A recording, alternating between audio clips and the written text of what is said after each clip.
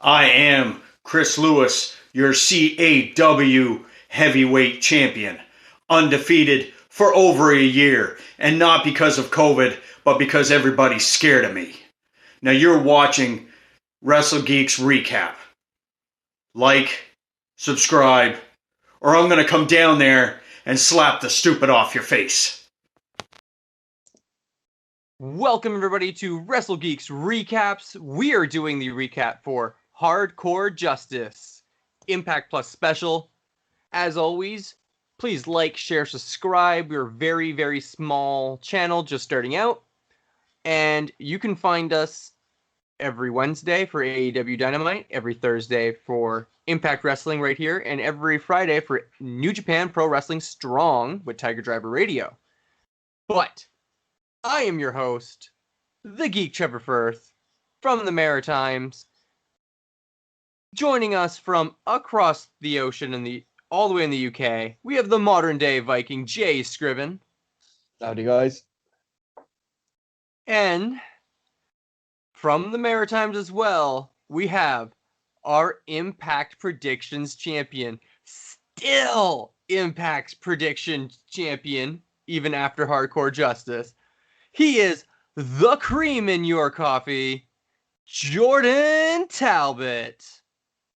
Enjoy it, man. You ain't getting those often. Feel this amazing feeling of being in the presence of greatness, you two slobs. Feel the presence of greatness radiating through this YouTube channel. 2 weeks the and flying. UK fans. I hope the UK fans can understand what real royalty is like when they talk, when they see me. Are you going to take Prince Philip's place? No, come on, man. I'm not an evil monster. Dang. Hey, man, at least as Canadians, we know who you're talking about. Yeah.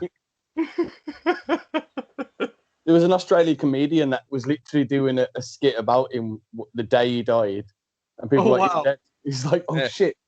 Australians are funny. They I are. can't understand them. Exactly. That's the whole point. They're fun. But my rant's over. I'm happy. Let's get to this thing.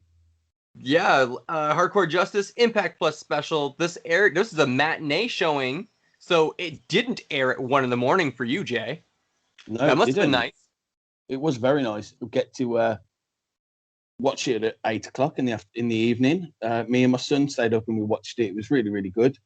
Oh, My son enjoyed it and like proper lost his like head when they brought the thumbtacks out. And he's like, "They're not real, are they?" I'm like, "They are." You're like, yeah, they are. no, they're just shiny sparkles. They're glitter. They're glitter, son. That's all they are. I mean, he doesn't watch much of anything other than WWE, correct? Correct. Yeah. Yeah, I mean, he's of that age where WWE is the most appropriate thing for him when it comes to wrestling, of course. But yeah, like same son that you gave the birthday shout out to last episode, right? Indeed. Yeah. We're watching. Yeah, there you go. Yeah. He's getting to the age where he can start exploring, and start watching Impact, start watching some of the other stuff. That's cool. We started watching Impact, and he loves Chris Bay. And, Attaboy. Chris Bay. Attaboy. And yeah, we're watching WrestleMania on Wednesday, which I know it's been out, but I'm going to watch it with all 5 of my kids sat down. So Ah, that's awesome, dude. I'm going to watch both shows. You will in not one. be watching it, but I will be avoiding it like the plague, like I have. I've been pretty happy this year, considering. No, I had Joy Reckless from the AEW channel messaging the AEW show, messaging me live during night 2, and I'm just pissing myself laughing from all the reactions. Like everything. yeah. And I'm like, oh, I'm so happy I'm not watching. But anyway, guys, Hardcore Justice. Let's get into. We're talking about how much we don't like WWE, very quickly here. But I gotta say, this was the most WWE-like show that this era of Impact has ever produced, in my opinion. It was a very gimmicky show. It was very, very, very gimmicky. Not storyline-wise for me. How like storylines just didn't matter. Yeah. I mean, some of the match ideas, the match names were very clever. I won't lie about that. There were some really clever ones, but to me, there was a lot of like over the top gimmick, like Vince Russo style gimmick. I will say. I think the perfect term for me to summarize how I feel about this show is overbooked.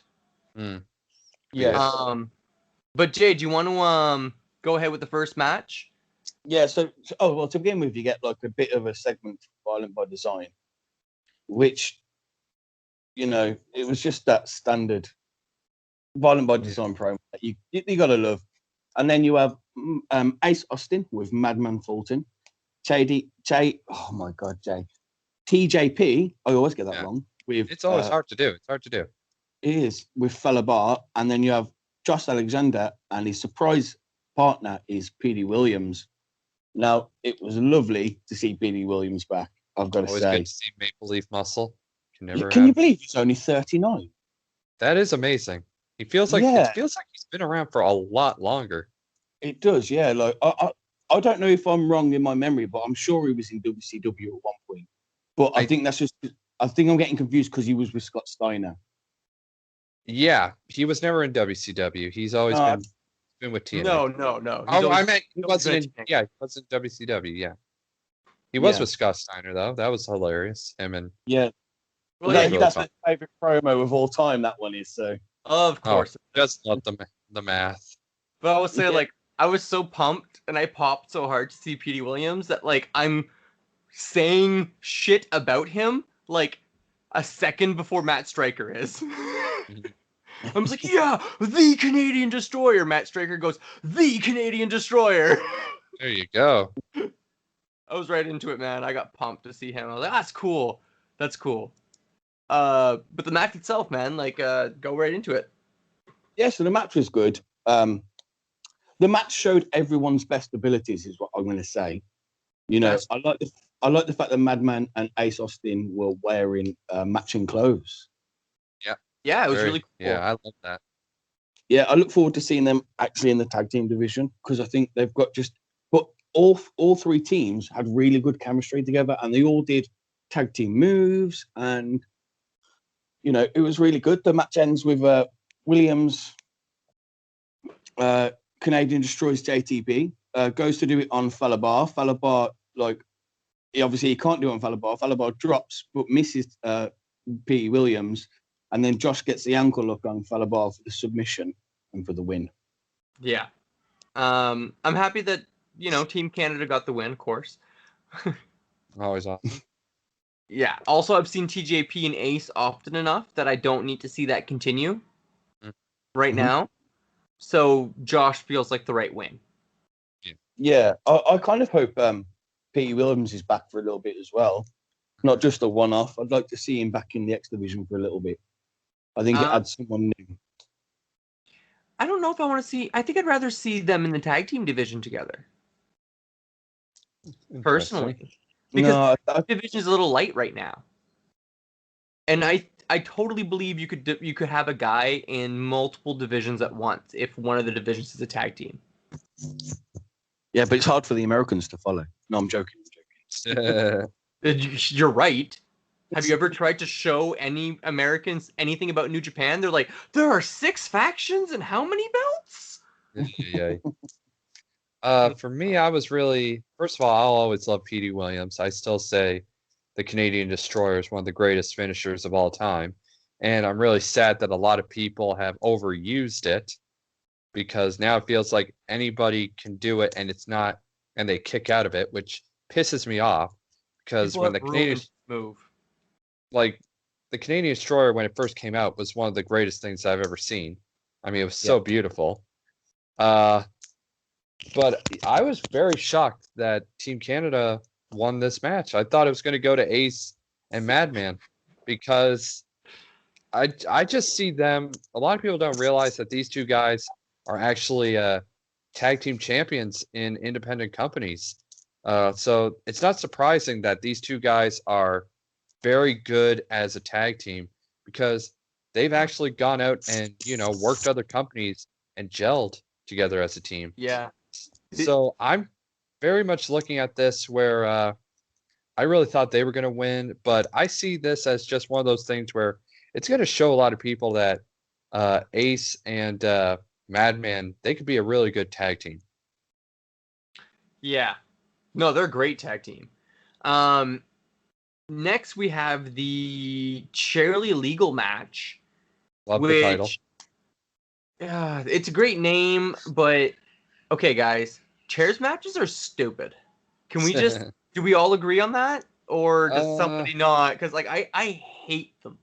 I always say if it's possible to do it and make it look cool if you do like good spots with it. Like I'll throw it into like old school Ring of Honor, where Homicide and the Necro Butcher had a chair match, and they really went full blast with it. They had like people throw chairs in the ring so that, you know, it was like a real thing. I mean, some people may not like it, Trev. I don't expect you to like every style of match, but I just think it's possible. I always say, you know what, you can make something work. It's possible with a lot of things, but sometimes it can't. To me, it's like, okay, can you in a tables match, can you legally use a chair? Yes. So the point of a tables match is to put your opponent through the table. The point of a ladder match is to climb the ladder and grab whatever's hanging. The point of a chairs match is to hit your opponent over the head with a chair and then pin them like a regular match. Do you see like that's my thing. It's your stipulation needs to have a reason to exist other than let's just hit each other with chairs. Because then just make it a regular hardcore match and let them hit each other with anything they want. It's more entertaining. Yeah. Limiting them to chairs makes it dull for me. Okay, I get you. Yeah, but you don't get cool names like Charlie Legal, do you? If you I mean, I need someone to name a show after that, 'cause that just sounds awesome. No, because then it's going to be all chair matches. Or no, it could just be a show where, you know, everyone has to stand up. There's no chairs. Could be a talk show. Could be a talk show. There's no chairs available, everybody. They are chairly legal. Okay, that's funny though. Or just one chair and everyone's got to fight over it. There we go. Fight over this one chair. That's the King of the Mountain Chairly match. legal. Yeah. Do you know what?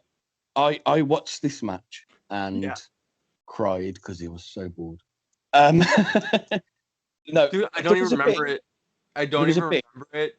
Where Hernandez is setting up. We never even said who was in this match. Oh, That's yeah, the thing. we did. Oh, yeah. So it was Shira versus Hernandez. So there's my reason of not caring about this match. Same. You hate Hernandez. I hate Shira. Go. So there's a bit where Hernandez is setting up some chairs outside the ring. Yeah. So he sets up two next to each other, and then he sets up one next to that, and makes sure they're in the right position. And then it's like he went senile, forgot what he was doing, and sat down on one of the chairs. He sat down. Chair shots in the head. No, but there wasn't any at this point.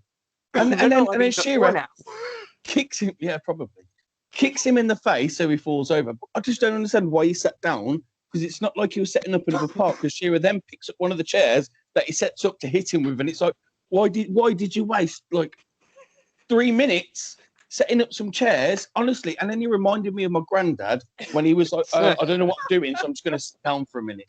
Like, what?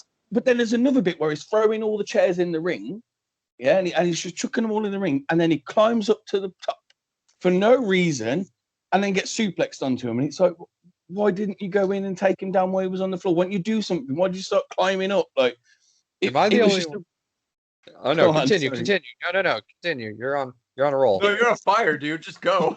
It was just the most boring match with just pointless. Like, it's like they just gone. What do we do? I don't know. There's chairs. Yeah, chairs. And it just went on and dragged. I don't even know how long it was, but it felt forever. Honestly, I was just watching it, bored.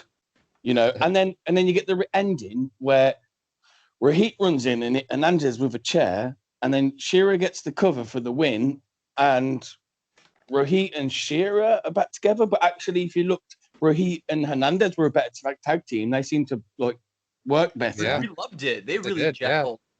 Yeah, you know. So WWE this is WWE style booking mark number 1. This is moment number 1 that's WWE style booking for me, was this match. The ending of this match. And the chair match in general. That's a very WWE thing. At least it's not a soul on a pole match, yeah? Hey.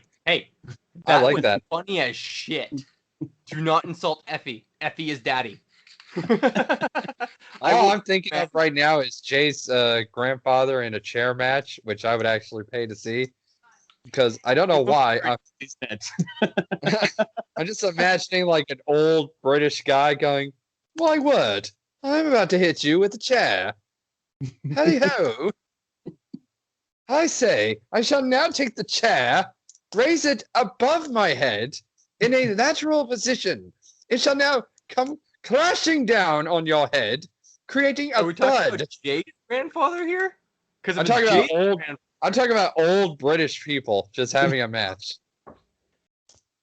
I mean, like, there's so many interesting accents over there. That's all I gotta say. There we go. I watch a lot of BBC. Oh, who does? Who does? You get Anyway. BBC over there. We have a lot of BBC on Netflix. That works. Yeah, that's Terrible. awesome.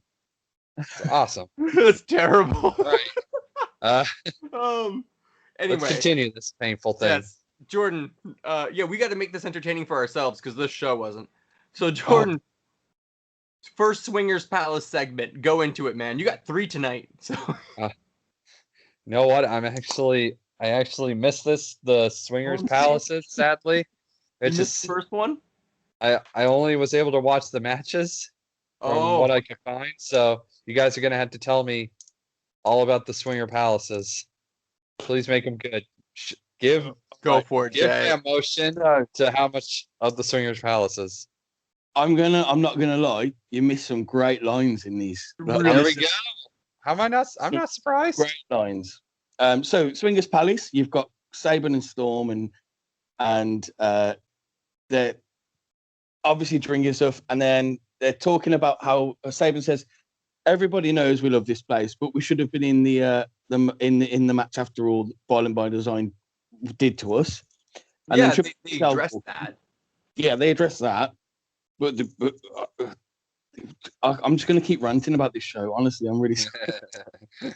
Then Triple XL come and join, and they start a drinking game match. And then Cardona comes in, and gets set up a match with Johnny Swinger, in a Great American Bash match. Another great title. I love it. That's just awesome. Right. So Swinger says to Cardona, we only take cash, we don't take action figures. And Cardona says, well, you're like 150-year-old, or you're like 150 years old, and you still don't have an action figure. You're just jealous. And that's the highlights of this segment. Like, honestly, I'm starting a Kickstarter for Johnny Swinger to get his own action figure. He deserves it. He deserves his own action figure. I have a plan when it comes to Impact and action figures, actually. I think I know what would be like a cool way for them to do it. I want to get a Johnny Swinger action figure. I'm going to build my own Swinger Palace with cardboard and everything. And it's going to be epic as hell. I believe you. You're going to do this. I will. I'm going to right now. Anything else? Where the hell did that whisper come from? Oh, There's a whisper! Oh, God. Oh, my God. Oh, my God. We forgot to say the name of our sponsor. Everybody forgets every time. Christ. Ladies and gentlemen, I forgot to say our sponsor today for Wrestle Geeks is Champions. For new viewers, that's just an ongoing joke about my wife. Don't worry about it. A nice joke.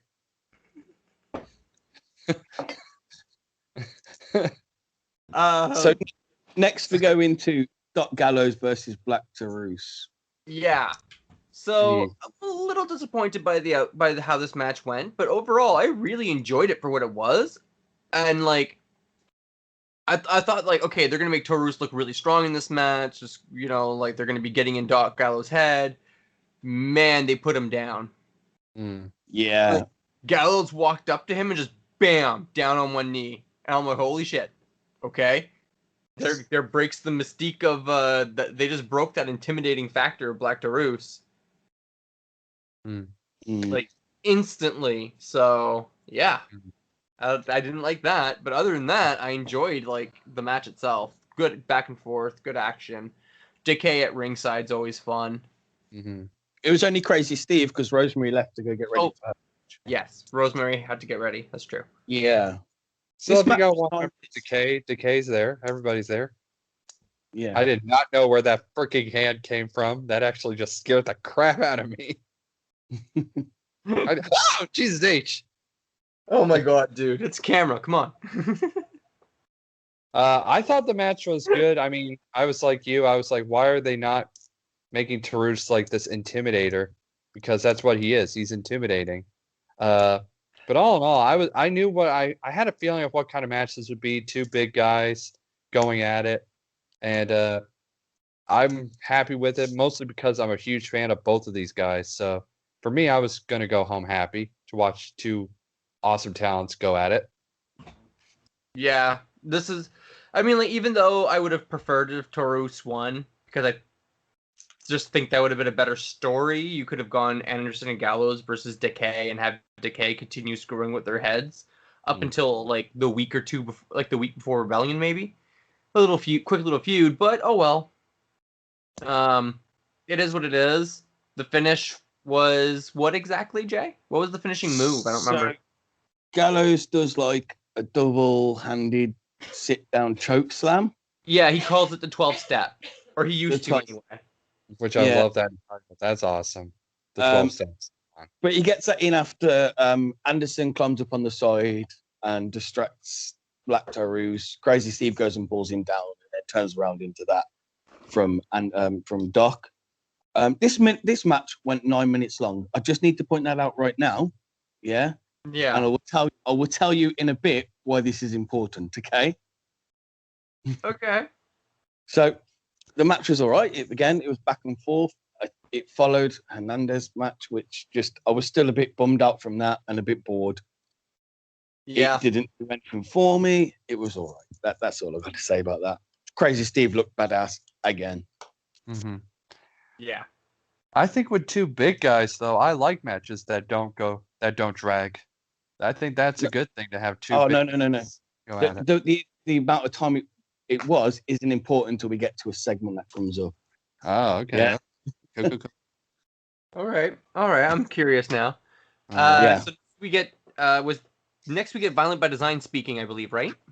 Yes, we get Violent by Design. They say they're here for war. Everyone else is sick. You know, the usual spiel. Tommy's the sickest of them all. Yeah. You know, again, it's Violent by Design. You can't knock their promos at the moment. You know? There's some of the best promos out there right now. Yeah, completely agree. I think it was a bit disappointing already having one of their promos to open the show. Yeah. It made this one feel less important. But they put everyone of their facing, they put over well in their promo, you know, and it was right. Yeah. Yeah. But next we get the Great American Bash. Yes. I love the stupidity of this. I don't even care. I was happy with just the name. I mean, you get Johnny Swinger in the ring with Matt Cardona. That's just there we go. Awesome. That's match of the year. Match of the year. I don't care. I will say their little crates fooled me at first because they actually did look real, like real wood at first, and then like as soon as Swinger put any weight on one of them, it started to like buckle and collapse in on itself, and I was like, oh, that's from Poundland. Sorry, Dollar Store, whatever you called them.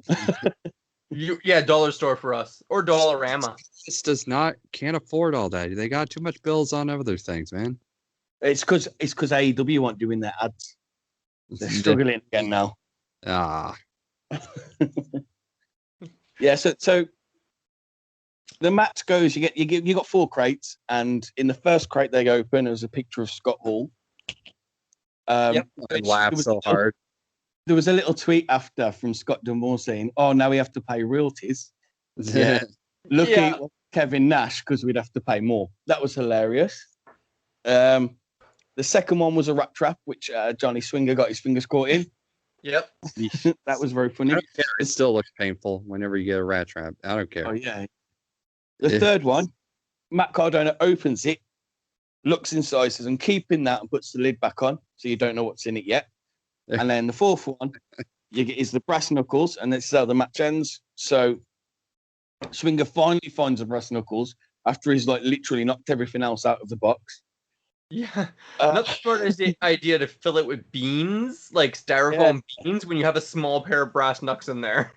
And he really couldn't find it. He was panicking.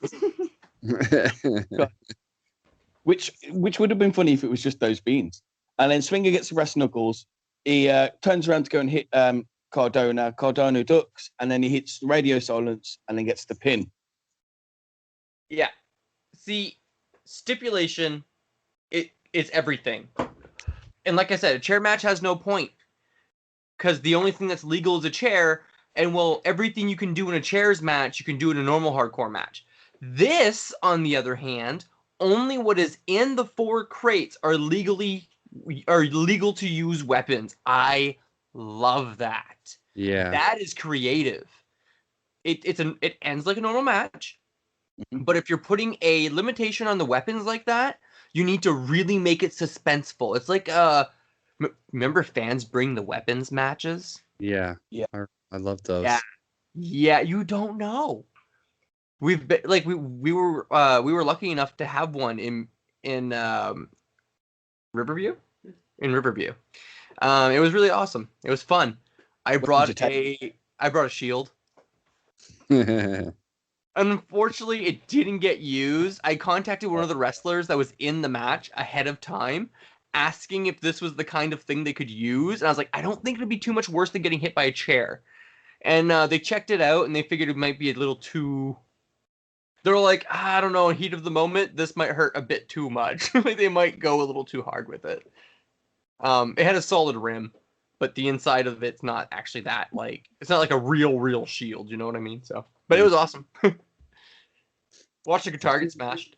I knew this match was going to be like, I've seen this match done in other companies where, they use like violent weapons. And I knew that wasn't going to be this. This was going to be, going to have some laughs. And that's what I loved about it. I knew it wasn't going to be, overly serious. But I mean, a picture of Scott Hall and all the stuff in there for the brass knucks, I thought that was just really funny.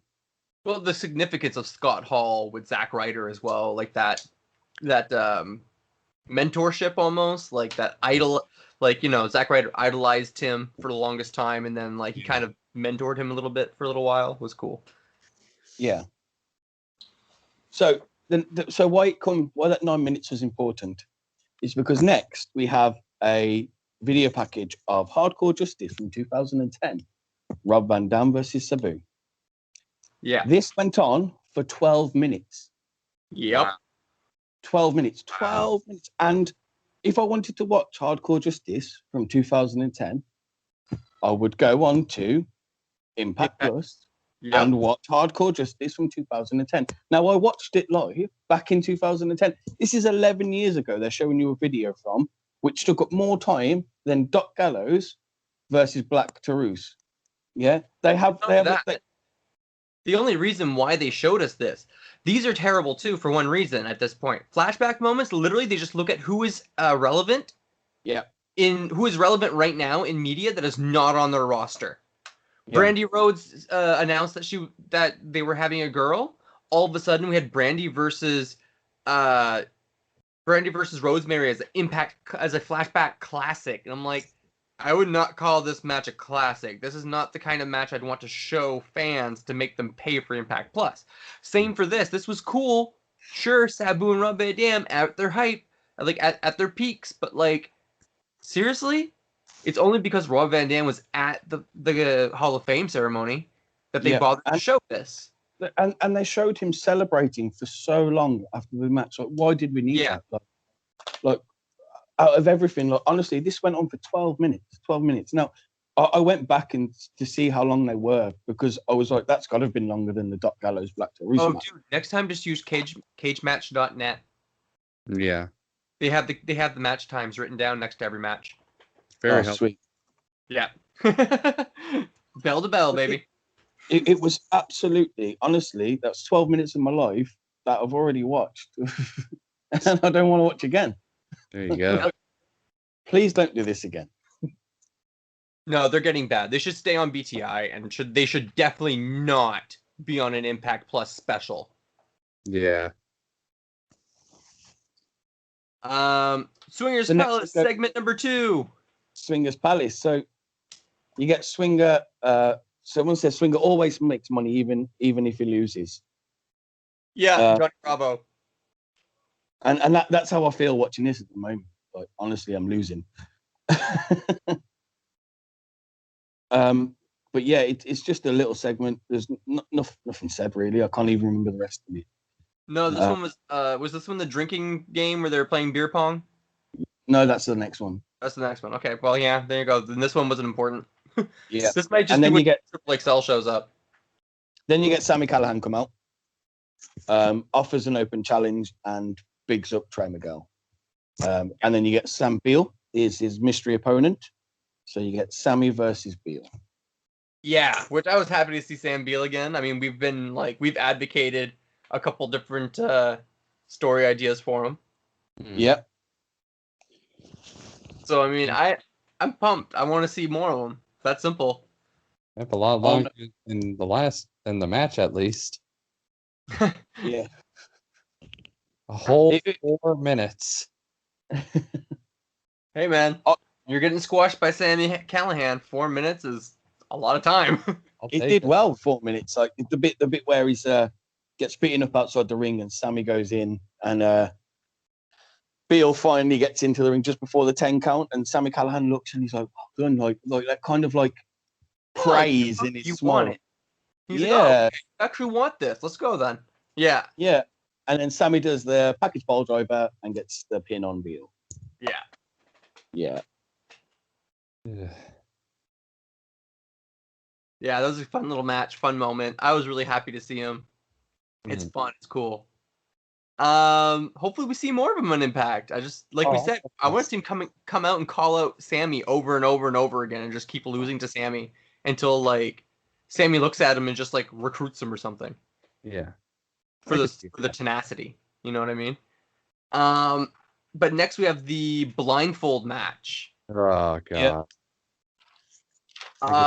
So this was just long enough. Any longer than what it was, and I would have hated it, but I was actually entertained. I agree. So as they're coming out to the ring, Stryker says on commentary, Google the last time someone called Jake had a blindfold match. Now this was in 1991, and it was Jake the Snake versus Ricky Martel at WrestleMania 7. Yeah.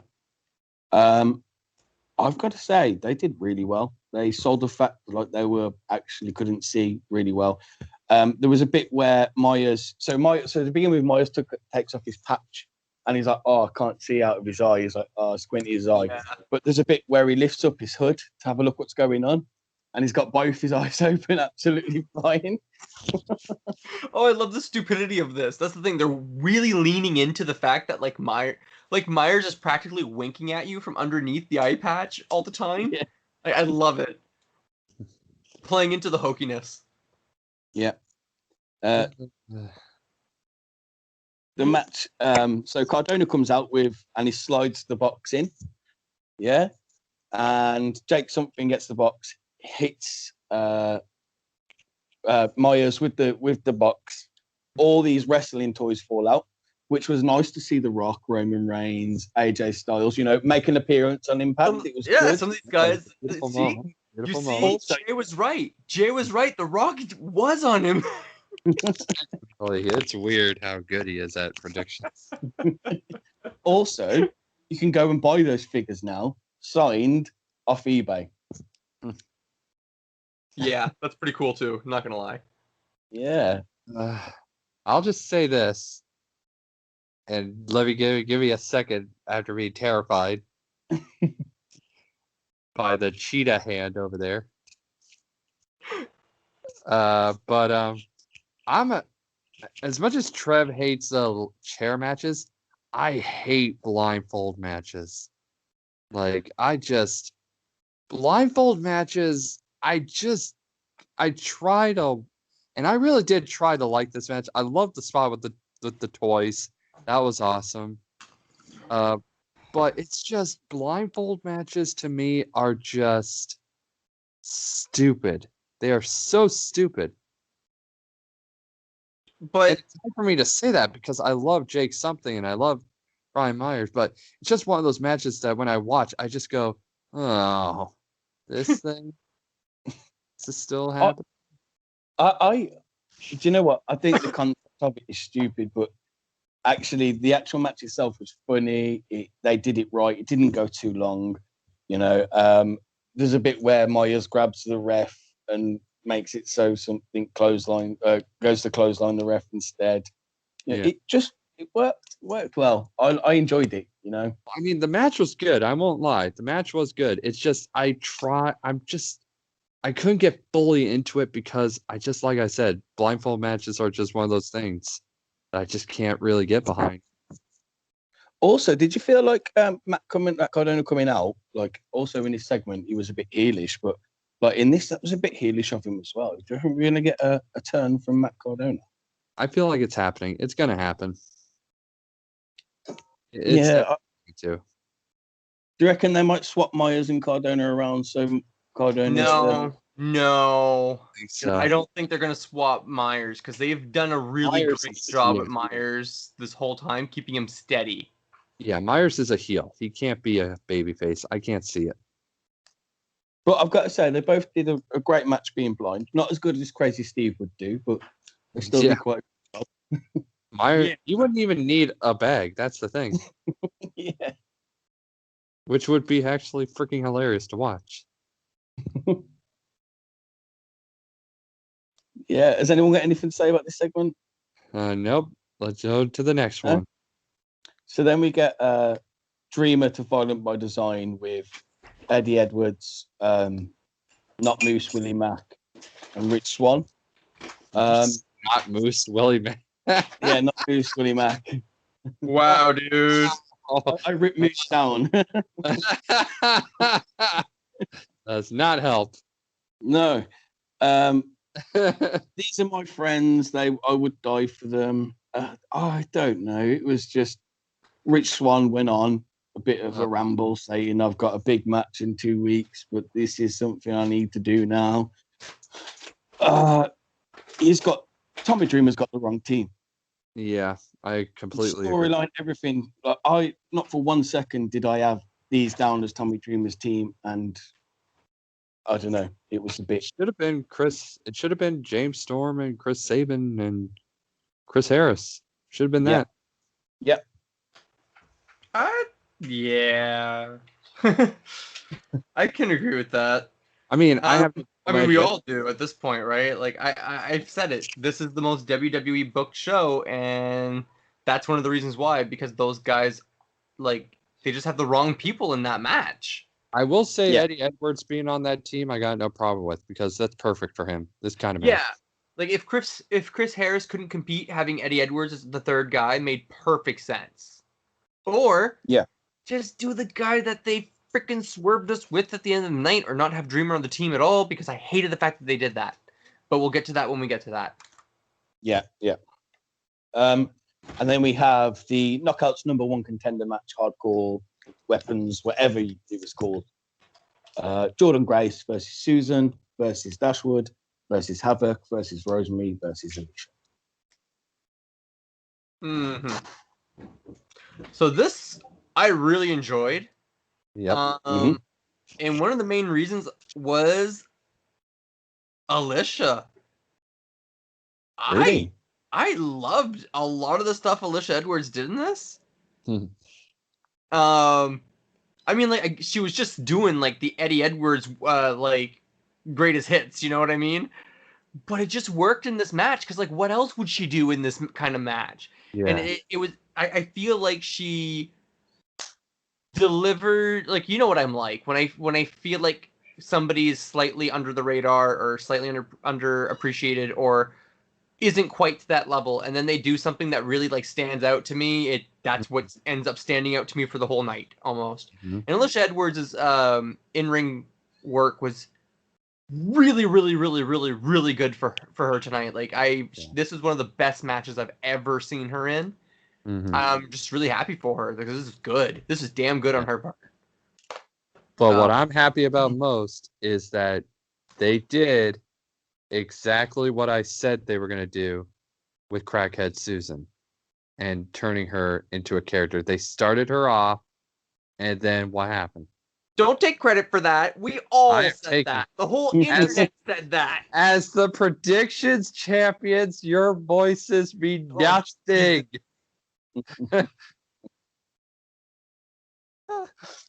Her voice means something, though. She's a rep, and she's very nice. Yeah. And I'm my wife scared of flipped her. them off. And I'm scared of her. Yeah, it was nice to see Crackhead Susan die. And I love the way they did it, though. It was really cool. Yeah, it was nice. very different. Cool. I was really expecting her to leave and then come back. But that was really cool the way they did it. It was. I like the bit that they called Alicia's kendo stick, Kendra the kendo stick. Kendra the kendo stick was amazing. That was one of my favorite parts. I'm not gonna lie. And when also Alicia gets this staple gun, staples Dashwood's ass, and then puts a staple into Caleb's stomach as well. No, not okay. I thought she stapled him in the balls, not in the stomach. No, it was definitely in the stomach. Okay. Oh, that's a lot less brutal than what I thought it was. Yeah. Whoa. That's on the belly button. That would hurt. That would hurt. That would. But no, there was a few good spots. You know, I don't understand why Sue Young took Alicia off to hell. That just happened at some point. Yeah, it was just like, okay, they're fighting, and I'm just going to drag you over there. The end of the match was Nevaeh runs in and throws powder in Havoc's face. Grace does a Vader bomb onto Havoc. Caleb pulls Grace out of the ring and super kicks her, and then Dashwood runs in and gets the pin. Yeah. Yeah. Brilliant ending. I love it. This means that Dashwood versus Diana at Rebellion is going to be a heel versus heel. Yes, it will. And I got no problem with that because it's two amazing talents right there. Like, I'm very happy. I was worried for a while with Tennille, even though her and Caleb with the K have been hilarious and entertaining. I really didn't know what they were doing with Tennille. It didn't seem like they were going to do, like, when they were going to give her a chance or anything. And I'm happy they're actually doing it. I was kind of hoping they team her up with Nevaeh, or just so we had a tag team, a knockouts tag team. I don't think they're going that route now, and I'm a bit worried about where they're going with the with the knockouts tag team division. Yeah. But because Fire and Flavor weren't on this show, and they weren't on the last Impact taping either. Yeah. I mean, no, they were on the last Impact episode. Yeah, episode. Tapings. Yeah. If they weren't tapings, they would have missed like 6 weeks of TV. I think we can agree though that the women saved this show. Yes. Yeah, absolutely. Which is hands down. Which is to me just awesome after the rant I had. It's awesome to see the women just constantly, back it up every time. It's just awesome when, they just knock it out of the park. Thank God. Yep. You made this show bearable. They did. They're the only, really the women's matches are pretty much the only parts I really enjoyed. I liked the swinger, the Crate American Bash. That was funny. Yeah. And so go into the next Swingers Palace now. Go into that. There's just one thing I want to say. Yeah. If you look at the women in this match, they have a really strong division. Mm-hmm. Oh my God, yes. Like, if you look at all the talent there and tell me which one, they're all stars, in my opinion. Every single one of them. You see, before this match, I would have argued against Alicia. But Yeah. because of this match, make her a hardcore wrestler. Oh yeah. She was doing that shit good. She was taking some good hardcore spots. I liked it. Yeah. And now let's go to the best part of the day, which is So this, back at Swingers Palace. so you've got Swingers Palace, and you've got AC who's drunk, and you've got James Storm going, "It's gonna puke! It's gonna puke! It's gonna puke!" Which is a line from Vincent Mann from Beyond the Mat. Yeah, I remember. Yep. I remember that. Yeah, that was a very, very like. Honestly, I thought that was hilarious. And then you've got they're like, "Oh, so should we have a match?" Like, we'll have a match now, and we need some ping pong balls. And Swinger's like, "My Swingerellas have always got ping pong balls for days." God, I love Johnny Swinger. Terrible. And then I And don't then you care. I love it. you get Chris Sabin who goes, "Glorious."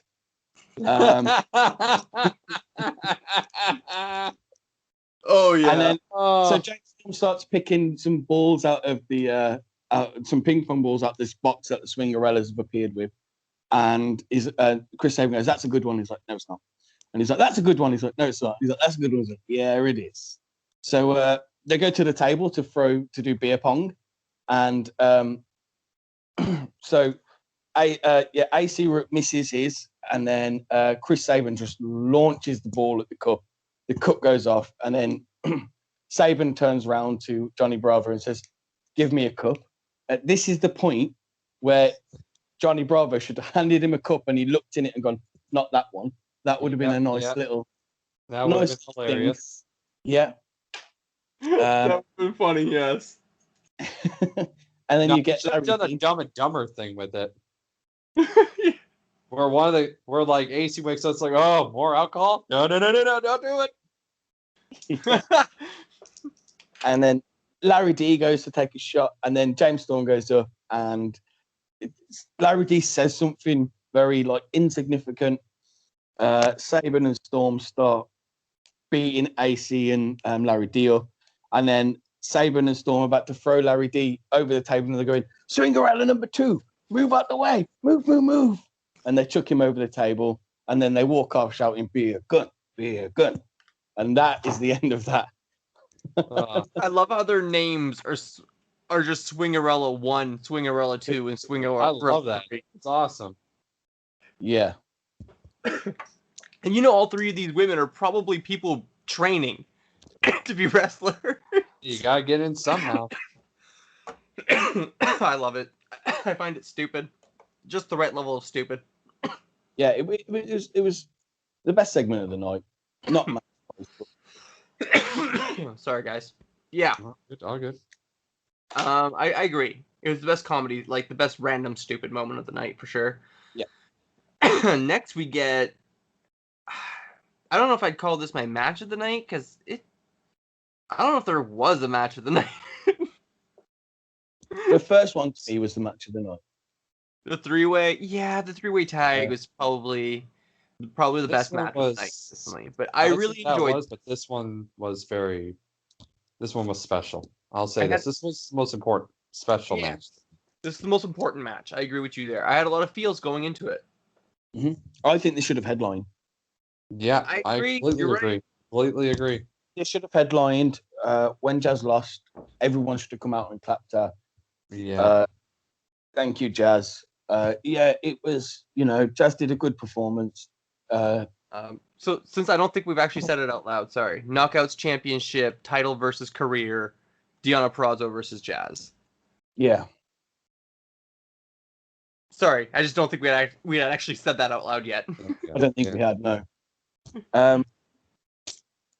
It definitely should have headlined. I've not really got much to say about it. Jazz did a good job. Definitely should have headlined. You got Diano doing the rolling exploder to pick up pick Jazz up to do the Queen Gambit. Is that what it's called?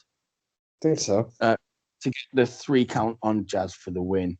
Mm. Now, again, I've not much got much I to will say. say for me, this match was hard because it's really sad when I don't know about a lot of people, but when you see somebody who you believe is calling it quits and, retiring, it's hard. It doesn't matter how much, you may think, oh, they're not really retiring or anything, but it's still hard when you hear that person's retiring. And as I said at the last Impact recap we did, Jazz is one of the best ever and so underappreciated for everything she's done. I mean, for her work in ECW, her work in WWE, her work in the NWA, just an incredible talent. And this also, hats off to Deanna. This is a huge feather in her cap.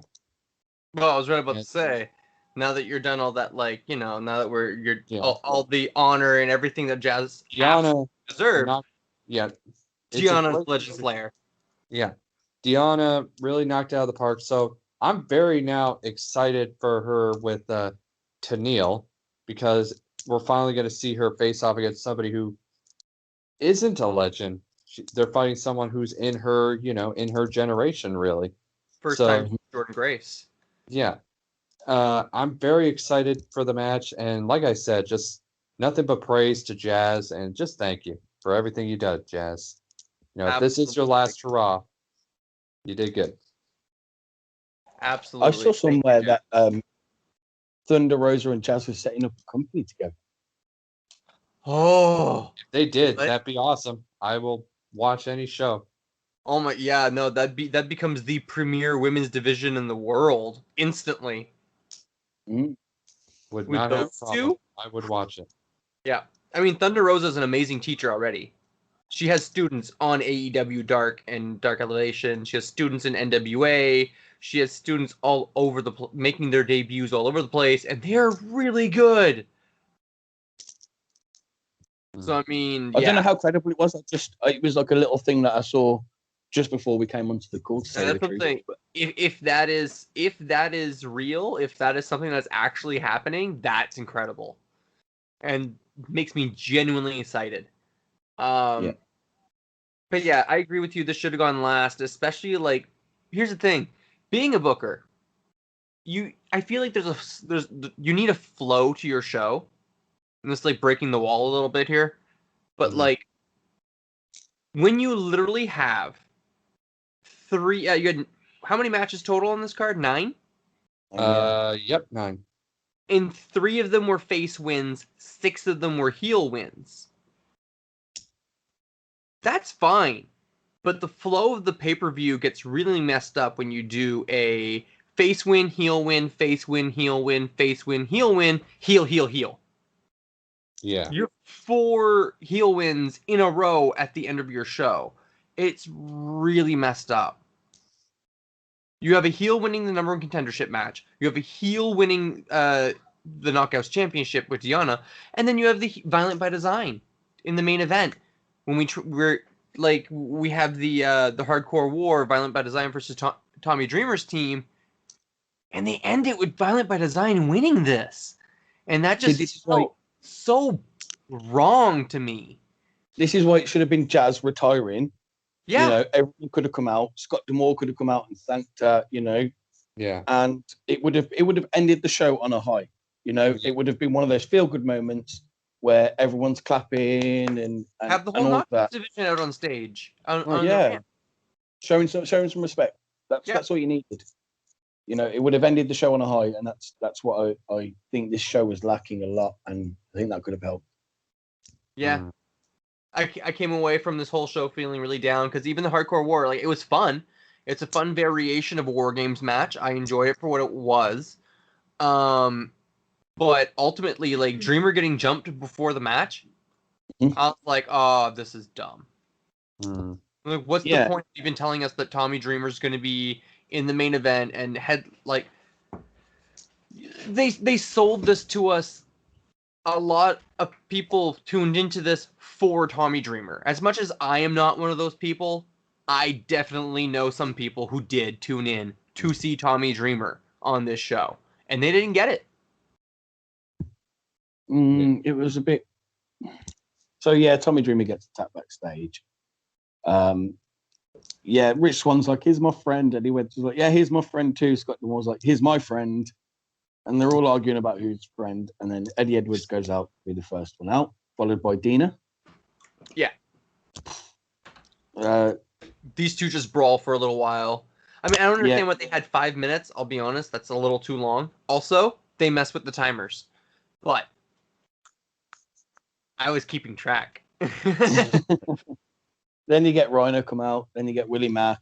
Then Joe Dorian, Rich Swann, Young. And then you get the surprise, Trey Miguel. Which wasn't a surprise. No, because he was the only person left. I was actually hoping that Tommy Dreamer was going to come out anyway, and they were going to end with a face win. Because that would have been a good booking if you're going to end it on a face win. Violent by Design in my eyes needed the win. Exactly. I completely agree with what you say, Jay. Like I actually was scared, thinking they were not going to win this. Yeah. From after everything we talked about, they needed the big win. Regardless of against who, they need to win. They need this win. I agree with you guys that long term they'd need the win. It's just for this show to work for me, I needed Tommy Dreamer to come out at the end and get them the win, or like Tommy get his team the win somehow. For me anyway. He had a few nice little spots. You know, you had the toaster into Dina's balls, and the toaster onto the hands. That was quite good. Nice seeing a toaster. My son was like, oh, I'm glad that wasn't plugged in. It's really fun to watch hardcore matches with kids. Oh, it is so fun to watch hardcore matches with kids because the shit they say is amazing. It's awesome. Oh, that's adorable. Young looked really good to say he's injured. You know, he did some spots. Couldn't even tell. You know, when they did that 3-way suplex powerbomb thing when Joe Dorian like pulls them all down, and they all looked really good. You know, so at the end of the match, you got Willie Mack in the ring on his own, fighting off Rhino, Dina, and Young. Dina hits him with a trash can lid. Young gets the pile driver on him for the pin, and that ends your show really. Yep.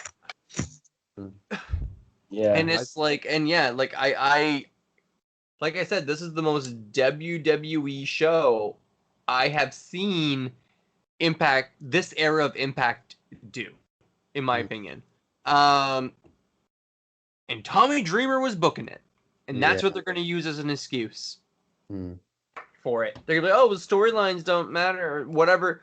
Any complaint that we come up with, Impact is essentially just going to use Tommy Dreamer as the scapegoat in this case. And I'm like, that's no. He wasn't actually the booker. And if he was, well then we know better. Come on, guys. Like, it's a storyline thing. Yeah, did he not watch the show to know what's going on? He gets paid enough. But I heard a rumor that this show wasn't booked by Tommy Dreamer, though. I actually have the guy here who claims he is the booker. So let's bring him in, just because, you know, I think he needs to defend his work. I think he needs to defend what he did for the show. So Vince Russo, could you just explain to us, you know, your ideas behind these matches? Only Russo could book this. You're right.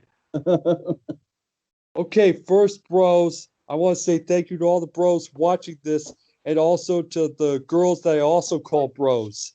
So, first of all, we'll talk about that. They did change some of the names of matches, bros.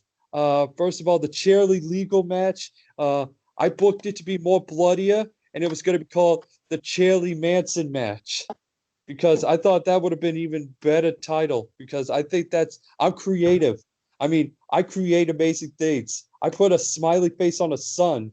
That's how creative I am. And then I also thought a Great American Bash. I thought of a different thing. It's called Box Full of Shit. And I think that's good because, you know, most of my cards are full of shit. So I think, you know, that would have been the perfect title of that match. And what else did I have? What else did I put? Oh, yeah, the women's wrestling, you know, they were on. Didn't touch any of that. I don't know why it was actually good because I didn't touch any of it. It's kind of like women not wanting to touch me. They just seems to do better.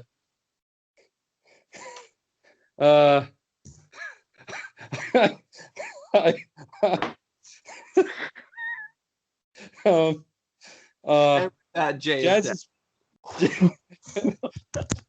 first of all, Jazz's retirement. I think she shouldn't retire because I had a great idea for her, but I can't use it because, well, I'm Vince Russo. You know what I'm probably going to do with women in a match. And Swingers Palace, I didn't like that because there were no thrones. There was no gold coins. I didn't see any pit of a palace there. I don't see why you call it a palace if there's no Game of Thrones things. And by the way, that was my original name for it. It was going to be called Game of Thongs. Oh, God. And the main event, you know, I hear Trevor, that little black-haired. He's trying to come up with something on the spot and he can't. I love it.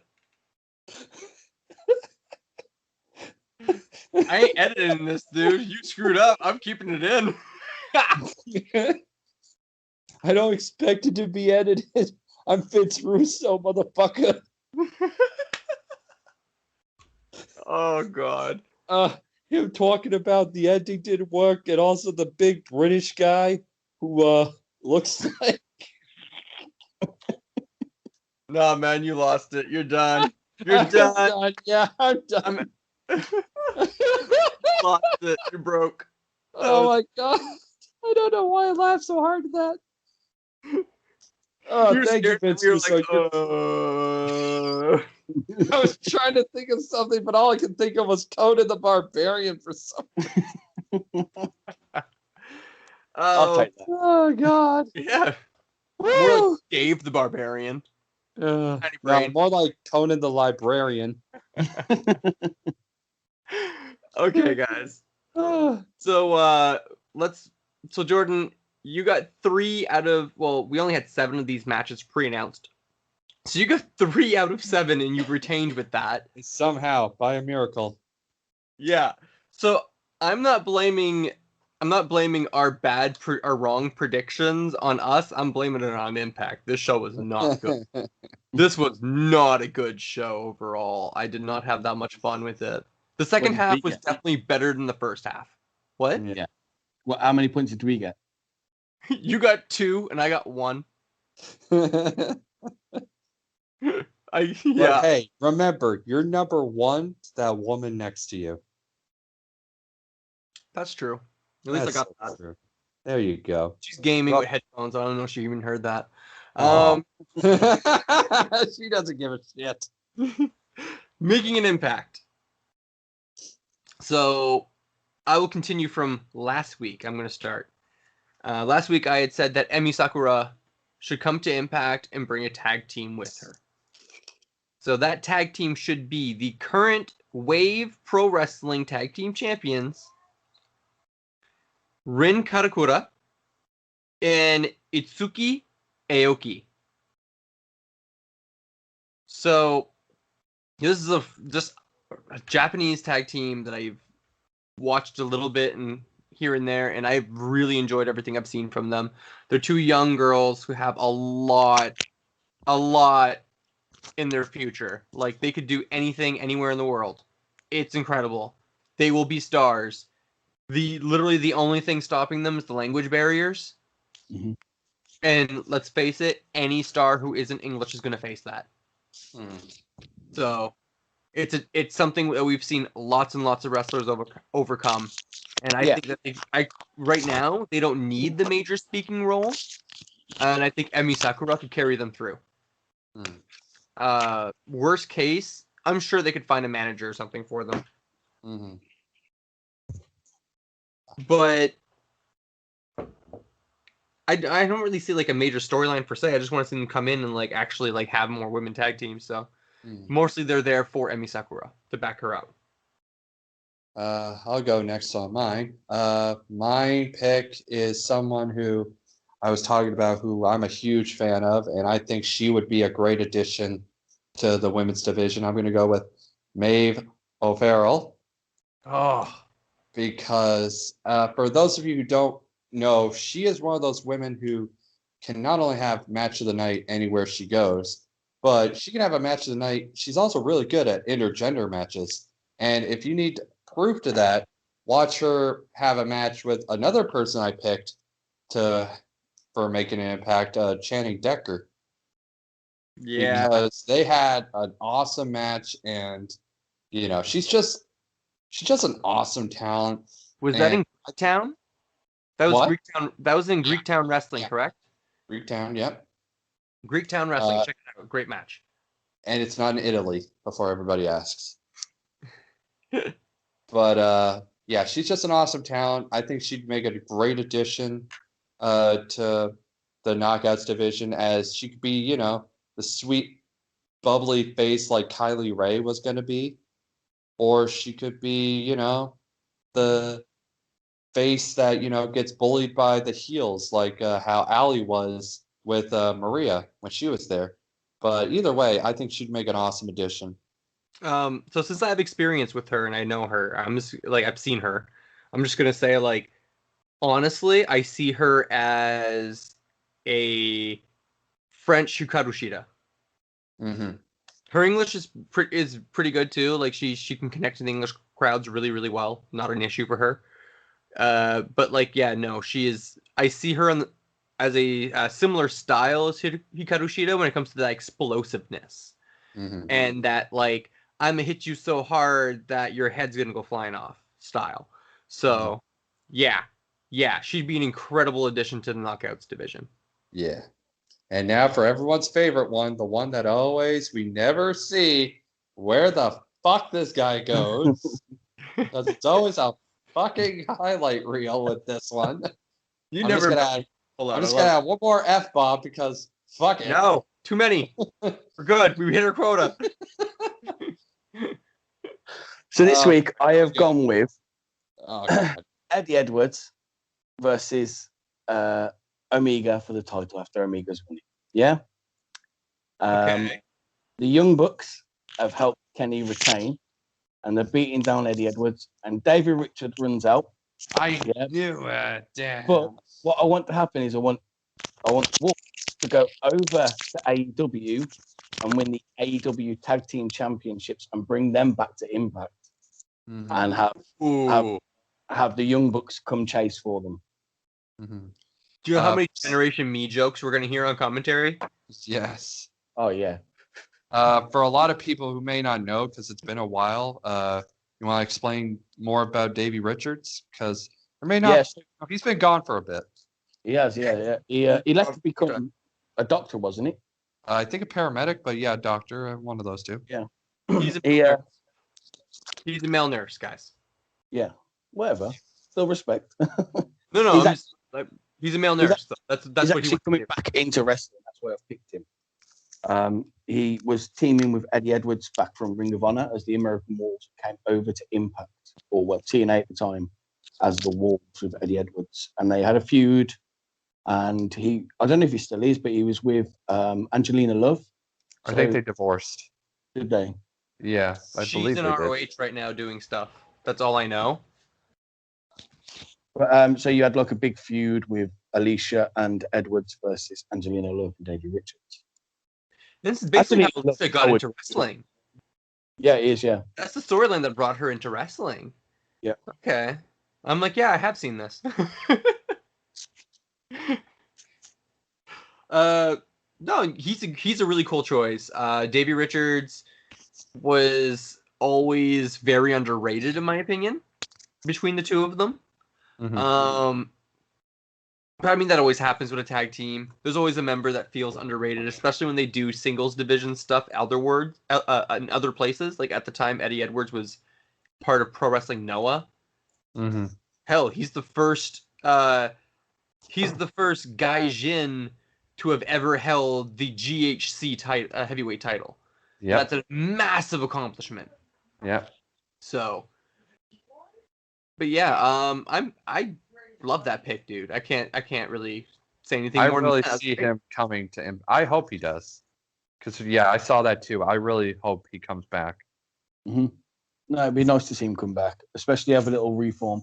And I think going over to AEW and winning the tag team champions over there to bring back to Impact would be a good storyline, especially if Kenny's the world champion and you've got. So it's just a bit more of a crossover that's not just based around Kenny and the Good Brothers.